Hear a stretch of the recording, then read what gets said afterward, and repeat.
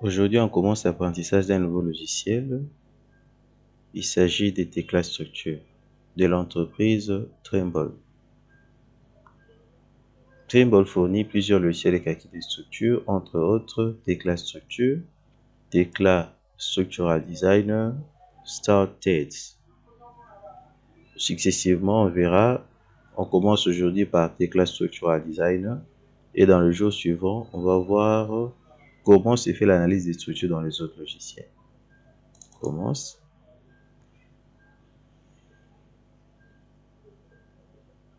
Comme son nom le dit, Tecla Structural Designer, c'est un logiciel qui traite de projets des structures, donc des calculs des structures. On commence là. Ça, c'est notre environnement de départ. Quels sont les matériaux pris en charge dans Tecla Designer Structure? Il s'agit matériel. Nous avons d'abord l'acier. Et l'acier par défaut, la nuance par défaut, c'est S355. Il y a aussi tous ces aciers-là. Nous avons le béton, concrete, timber, le bois et les autres matériaux. Ça, c'est la nuance. Oui, pour la nuance de l'acier, nous avons ça avec les différents diamètres. OK. On commence le nouveau projet, on clique sur New.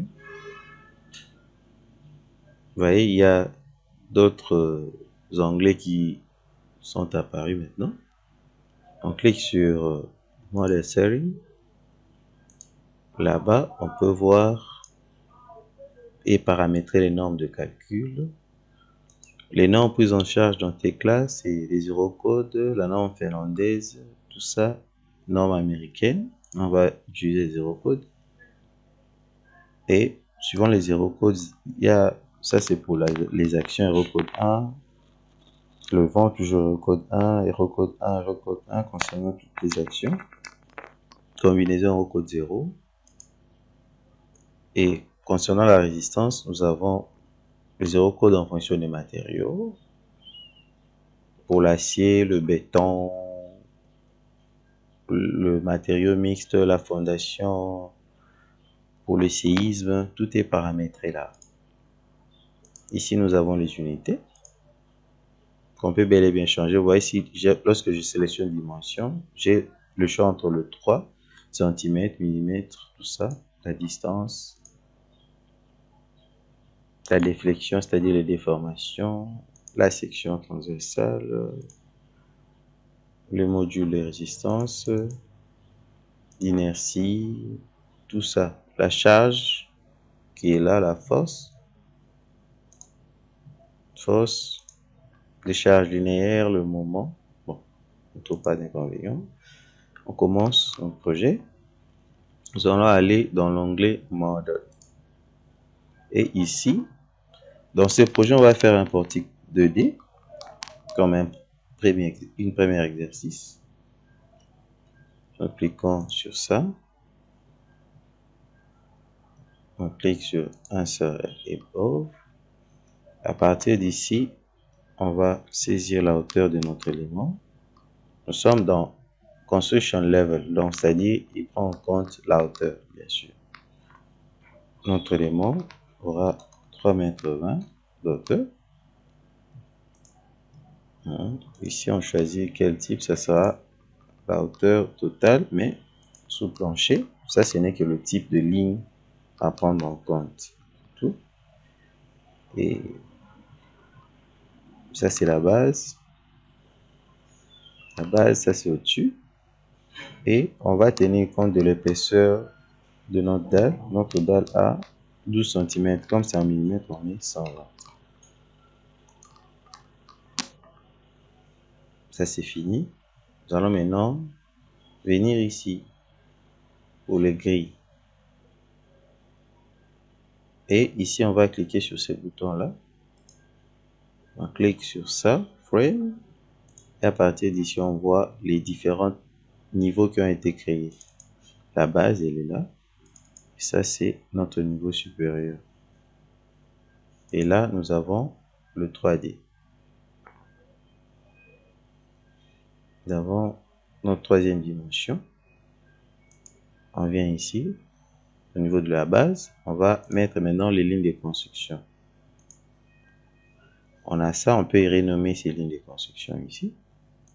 Je vais l'appeler par exemple LN1. Next. Next. Bon, ici, on aura, sur l'axe ici, on aura trois lignes dans la longueur. Ici, ça, c'est l'espacement. La longueur, on laisse 6 mètres. Ici, ça, c'est les libellés, la manière dont l'axe sera nommé. Au niveau du Y, comme on va faire un portique plan, donc on n'a pas à mettre des dimensions sur Y. Sur Z, on avait déjà mis. On met 0. Et c'est fini, on met finished. Nous sommes là, on a ça. On peut aller en 3D, voir notre élément. À partir d'ici, on peut maintenant placer nos poteaux. Pour le poteau, on clique sur colonne. Colonne. Et caractéristique poteau. Niveau de la base, c'est ça. Top level, c'est au-dessus. On a ça. On a la classe par défaut. Et ici, on a la famille par défaut. On peut changer. C'est ici qu'on peut changer. On peut choisir n'importe quelle famille.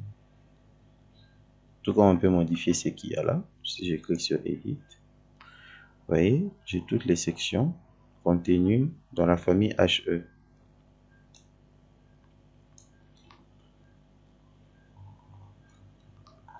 Il faudrait pas faire passer les éléments de ce côté à l'autre côté, donc de gauche vers la droite. Tout comme on peut changer leur ordre, donc ça dit les sélectionner, faisant critères. Je l'ai fait. J'ai arrangé l'ordre suivant la masse, tout comme je pouvais les faire suivant la hauteur. Depth, je laisse. Ok. Là, c'est la famille. Cela ne suffit pas. Il faudra encore choisir la section. On vient ici sur Section, Edit. Je vais utiliser une section de HE300. Select. Je clique comme je suis déjà à la base. Je le mets.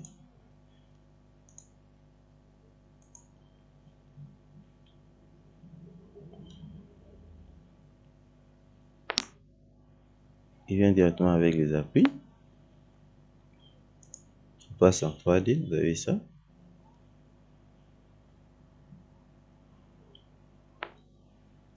À partir d'ici, ce n'est d'une manière normale. On va créer de portiques. Et on va cliquer sur Frame. Sélectionnons là. Pourquoi j'ai fait ça? Ça va me permettre de sélectionner le portique. Bon, comme j'ai un simple portique, ça passe. Au cas où on faisait un projet 3D, c'est beaucoup plus important. Il permet de sélectionner tout le portique possible. Bon, à partir de là, Frame, vous voyez, mais sélectionne le portique. Sélectionne ceci pour placer ma poutre. Je viens sur Beam. Poutre, j'ai le choix, je peux le faire continu, tout comme je peux le faire comme étant une poutre isostatique, à travers indépendant. Si je coche sur continu, il le fera comme une poutre continue. La section.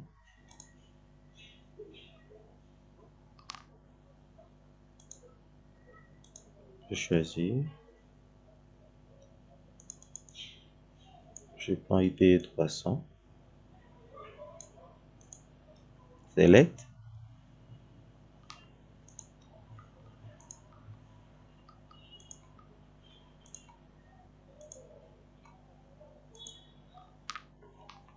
C'est fini.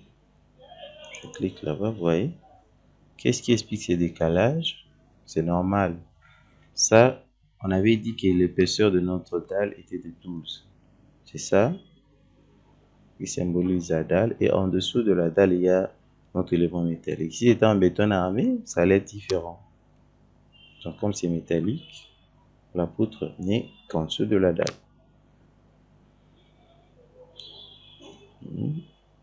OK.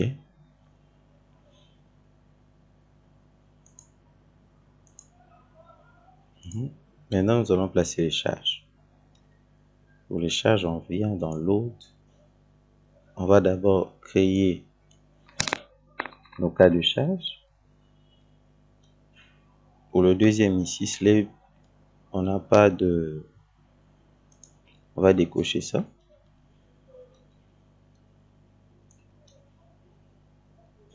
Il va pas calculer ça automatiquement. Raison pour laquelle on décoche.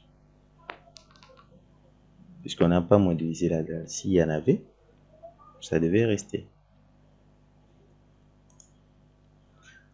On continue. À partir d'ici, nous avons nos cas de charge qui sont là. On sélectionne le cas de charge numéro 2. On va placer quel type de charge? Charge uniforme. Uniformément réparti, full UDL. UDL uniform did load. On spécifie sa valeur. Ce sera 0,75. Qui symbolise par exemple le poids de la dalle. Uniforme. Ça. Deuxième. Troisième. On prend un deuxième cas. Une charge permanente par exemple.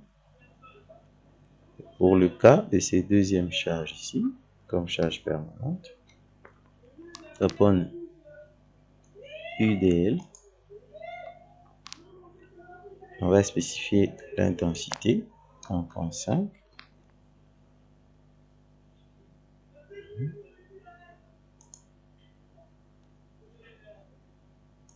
Jusque là, ici, je vais spécifier la valeur. Vous voyez, je peux spécifier juste la valeur en cliquant F2, lui-même il recommande ça. Hein? Et jusqu'où je peux aller, je prends 5. F2 toujours, je mets 5. Et l'autre côté,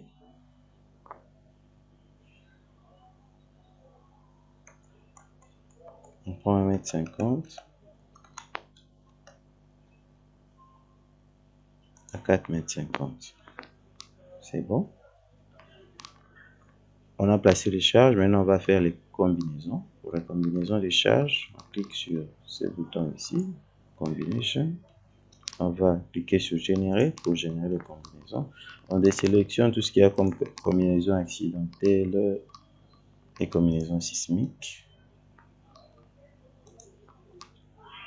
Nous avons nos combinaisons. Je clique sur ça. Voyez, Strength, c'est-à-dire en tenant compte des états limites ultimes, état limite de service. État limite de service quasi permanente, on a les différents coefficients. D'une manière générale. C'est comme ça qu'il génère les combinaisons. Ok. On a les combinaisons qui sont générées. Maintenant, on peut que passer directement au calcul. Pour faire le calcul, on va sur Analyse. On choisit le type de calcul qui va être fait. Nous allons faire le calcul, l'analyse du premier ordre, analyse linéaire. On clique. Je sélectionne la combinaison à tenir en compte. Je fais OK. Il m'a calculé ça. Bon, je vais cocher tout ça pour voir les valeurs. Maintenant, qu'est-ce que je vais voir? Premièrement, au niveau des résultats, je vois par exemple le moment. J'ai le diagramme de moment. Pourquoi il y a ceci? Parce que ma poutre n'est pas continue. En pratique, c'est comme si on mettait des relâchements à ces endroits ici. C'est comme si au nœud, au lieu que ça soit encastré, comme c'est par défaut, le nœud est articulé. C'est ce que nous avons là comme valeur. Ça, c'est pour le deuxième cas. Je vais prendre le troisième. On a ça. Ça, c'est les moments. Tout comme je peux prendre l'effort tranchant. Je vais dire l'effort tranchant qui est là. Je peux voir les déflexions.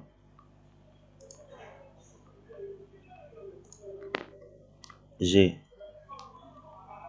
mes déformations.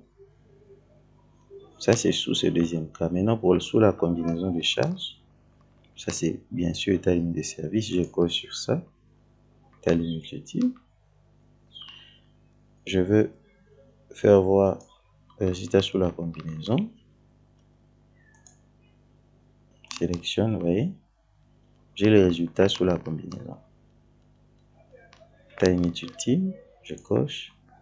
J'ai maintenant pour l'état limite de service 2.5. C'est comme ça qu'on observe ça. Et ce n'est pas fini. Maintenant, on va vérifier design de projet. On va vérifier si la résistance de mes éléments, si le choix de la section est convenable ou pas. Je clique sur design rule, calcul. Ici, c'est l'affichage. Si c'est en vert, c'est-à-dire que tout passe. Toutes les sections sont bonnes. En rouge, il y a des failles quelque part. En jaune, ici, ce sont des avertissements. En bleu, les erreurs, ainsi de suite. Tout passe. Maintenant, on peut voir d'une manière individuelle les éléments. Je clique sur ça, je sélectionne, je check member statique. Ici, j'ai le résultat de l'élément sélectionné. Concernant l'effort tranchant, ça passe. Résistance par rapport au moment. Vous voyez? Design capacity. Donc, c'est-à-dire, ça, c'est l'effort interne. Ça, c'est la charge extérieure. Effort interne, charge extérieure. Donc, pour dire que ça passe. Il y a tout ça, par exemple, pour la déflexion. Déjà, là, j'ai tous les détails possibles concernant la déformation. Donc, c'est-à-dire la flèche admissible, la flèche calculée, me dit que ça passe. La flèche admissible étant de 12 mm. 12 mm et la flèche calculée ici étant de 9.3. Vous voyez vous-même, donc ça passe. On peut voir par exemple ici, extend load, on voit le tout. Donc même pour l'effort tranchant, la vérification par rapport à l'effort tranchant, ça passe. La vérification par rapport au moment, ainsi de suite. Bon, je vous remercie de votre attention. À la prochaine.